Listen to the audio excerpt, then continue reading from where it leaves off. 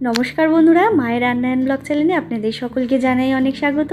আজ হাজির হয়ে গেলাম তালের বড়ার রেসিপি নিয়ে।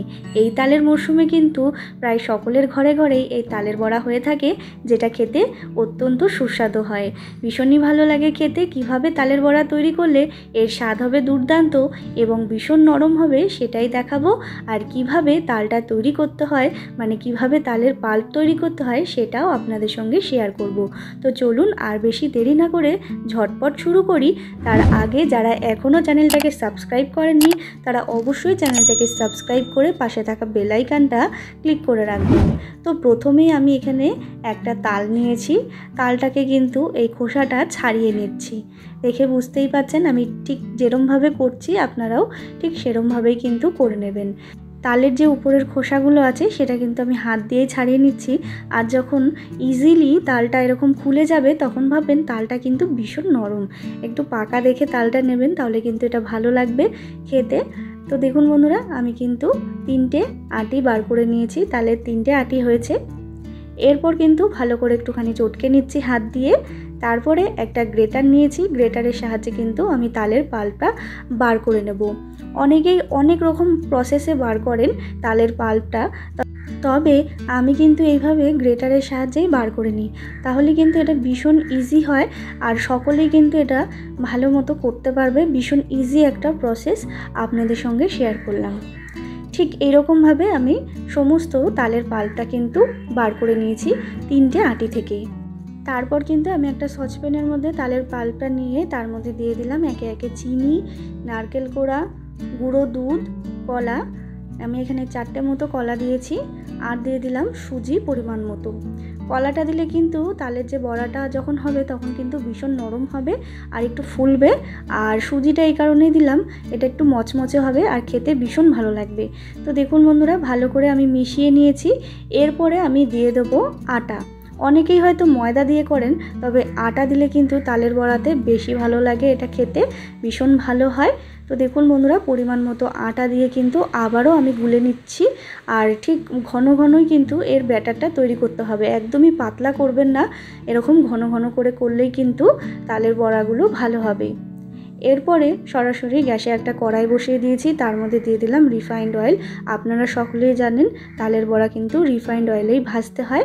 তেলটা গরমও হয়ে গেছে আর অবশ্যই চেষ্টা করবেন একটু ডুবো তেলে ভাজার, তাহলে কিন্তু বড়াগুলো ভীষণ ভালো হবে। এরপরে আমি বড়া শেপ করে দিয়ে দিচ্ছি একটা একটা করে। আর গ্যাসের ফ্লেমটা কিন্তু অবশ্যই লো টু মিডিয়ামে রাখবেন, তাহলে কিন্তু তালের বড়াগুলো ভেতর দিয়েও ভাজা হবে আর উপর দিয়েও কিন্তু ভাজা হবে। আর যদি গ্যাসের ফ্লেমটা বাড়িয়ে দেন তাহলে কিন্তু উপর দিয়ে একেবারে পুড়ে যাবে আর ভেতরটা কিন্তু একদম কাঁচাই থেকে যাবে। গ্যাসের ফ্লেমটা লো টু মিডিয়ামে করে ভাজলে কিন্তু এটা বেশ ভালো হয়। একটু সময় লাগবে বটে, তবে কিন্তু এই বড়াগুলো ভীষণ ভালো হবে। ভেতর দিয়েও ভাজা হবে আর উপরটাও বেশ মচমচে হবে। তো দেখুন বন্ধুরা, খুব ভালো করে কিন্তু বড়াগুলো ভেজে নিচ্ছি। আর যখন বড়াগুলো ভাজা হয়ে যাবে তখন কিন্তু আপনি থেকেই বড়াগুলো উল্টে যাবে। দেখে বুঝতেই পাচ্ছেন প্রায় ভাজা কমপ্লিট। আমি একটু লাল লাল করে ভেজে নিয়েছি। ঠিক এই রকমভাবেই কিন্তু ভেজে নেব, খুব বেশি আমি পোড়াবো না। ঠিক এই রকম ভাজাটাই কিন্তু তালের বড়ার ভালো লাগে। খুব বেশি পোড়া পোড়া হয়ে গেলে খেতে একদমই ভালো লাগবে না। এরপরে একটা ঝাঁঝরির সাহায্যে কিন্তু আমি বড়াগুলো তেল ছেঁকে তুলে রাখলাম। এরপরে আমি আবারও দিয়ে দিচ্ছি। ঠিক সেম প্রসেসেই কিন্তু সমস্ত বড়াগুলো ভেজে নেব।